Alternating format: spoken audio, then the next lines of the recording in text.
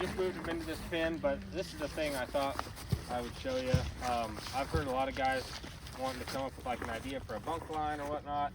My dad always did this at home. We just put posts in the ground and attach some 2x12 and a 2x4. And I think this gap is a foot maybe. It might be a little less than a foot.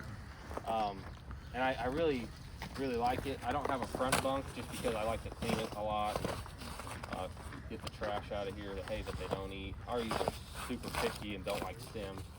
As you can see, probably 5 bales on the ground right there.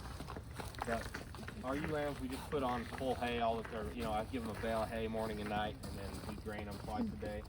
They're on 2 pounds of grain. Some of these are retired show ewes and just keeper ewe lambs. Oh, what is the farm? The farm? Oh gosh. How old's the farm, Tom? My dad bought this place in 1984.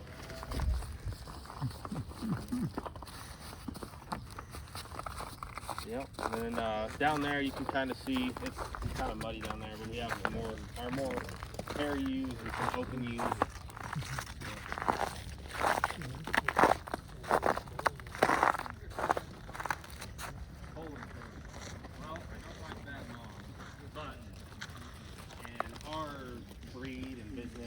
I'm willing to put up with one if she's good. Bad bags, if they're real bad bags, I'll try to get rid of them. I don't like them all around. What else have we pulled over? I mean, body condition score has been a cooling factor. That one in there is an exception because she's bred extremely well for our program. But I have had ewes that we just can't get fat, and I just can't look at them. I'll get rid of them. If they can't hold their body condition, I don't want to mess with it. That's a cold and I can't keep them contained in a pen.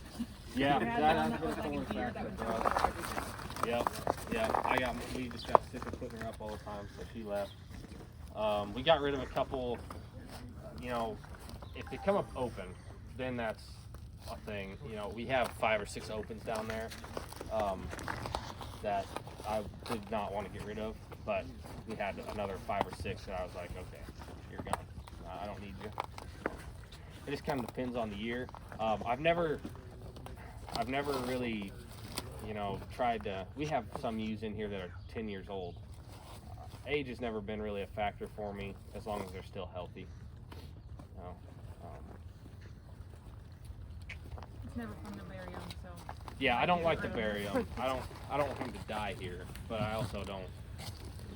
If they do their job and they're like, we have a ewe in there that she goes back to a lot of our sheep here. Her tag number is 3025. She was born in 2013, turned 10 this year. She's starting to show her age. She's a little bit thinner than I like, but she's still a good mom and does her job. This is probably her last year. I hate burying sheep. Or sending them off. I don't like it. So. How old do you breed your ewe lambs at? So our Dorpers I'll breed at 8 months if we have Dorper ewe lambs. It's been like 3 years since we've had a single Dorper ewe lamb. We've had bucks like 3 years straight, so haven't done that in a while. There's a couple out here that are bred. I just went through and picked out the ones that I thought could handle it. Personally, and this is gonna change who you talk to. Personally, I'd rather wait until they're, wait until they're yearlings and then breed them. I think when you breed them and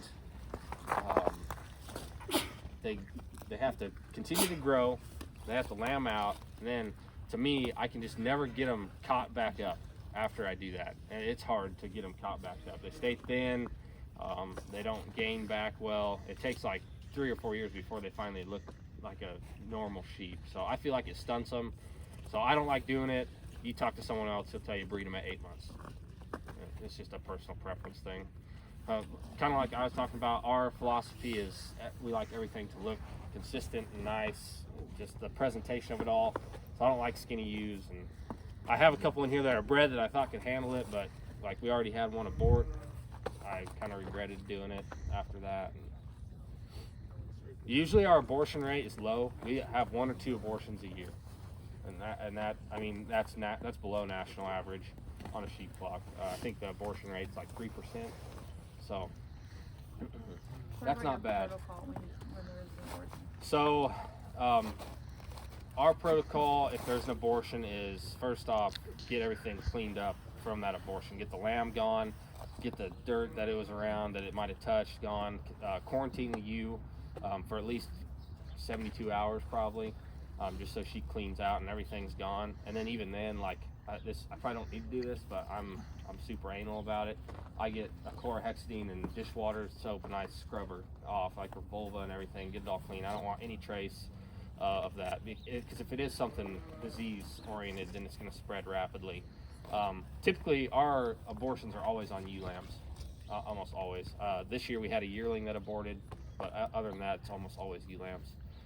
If that happens, we get a oxytetracycline, so LA200, Biomycin, LA300, those type of drugs, and we give them 6 to 10 cc's depending on frame size and weight to every ewe, and that usually avoids any more abortions.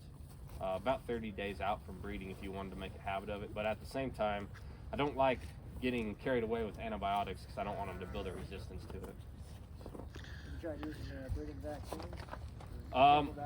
Yep, I have. I used Campylobacter and what's the Vibrio, right? Is the other one? Campylobacter and chlamydia. Yeah, chlamydia. That's right. Campylobacter would be Vibrio. So I did that. I gave those shots, and I thought I killed all my ewes, and I haven't done it since. Because like for a week they were limping around and couldn't move. It's hard on them. Yeah. Did you get results as far as no more abortions? Yeah, I don't think we did that year. Yeah, I don't think we did. I don't know. We're fairly clean here. We're closed flock. Nothing comes really in or out. So, you know, I just kind of count on one abortion. It's usually the first one, obviously. So after that, I'm like, okay, we should be done. What's that? What's your favorite gender here? Well, I like ewe lambs, but it's better when we have males because then I don't get greedy and keep them all. Which male? Weathers. Yep. We sell weathers, so we like to have weathers. Yep. I don't know. Have many of you had lambs yet this year, or getting started, or are you guys male heavy or female heavy? Male. Male. Us too. We have no ewe lambs. Well, we've only had 3. 3. All 3 males. One Female. Yeah. So we are like almost 75-25 male to female. Wow. Yeah. I've never really had that happen. Oh, there's the boss man. My dad has a saying that if your breeding season is dry and hot, you're going to be heavy males. If it's wet, you'll have females, and it's always held up. I don't know. It's just a theory, he says. You said you were feeding split bale hay. How do you measure your inputs as far as feed goes? So $10 out situation. okay, so yeah, I basically, on my, I guess it depends on the group, right? Figure out what you're feeding, and then I try to get an average weight, so we'll weigh some of the bales and get an average weight on the bales. Then I just kind of figure out what we need to break that out as. My kind of rule of thumb is generally for like a 65 to 70 pound bale is 1 bale for 20 ewes morning, like 1 bale for 20 ewes in the morning, 1 bale for 20 ewes at night.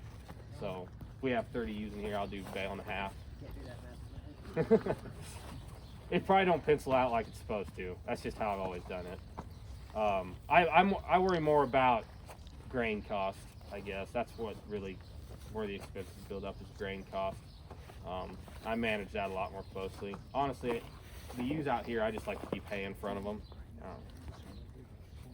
They kind of, once they fill, it's not like they're going to get carried away one day. They kind of eat 4 to 6 pounds and leave it.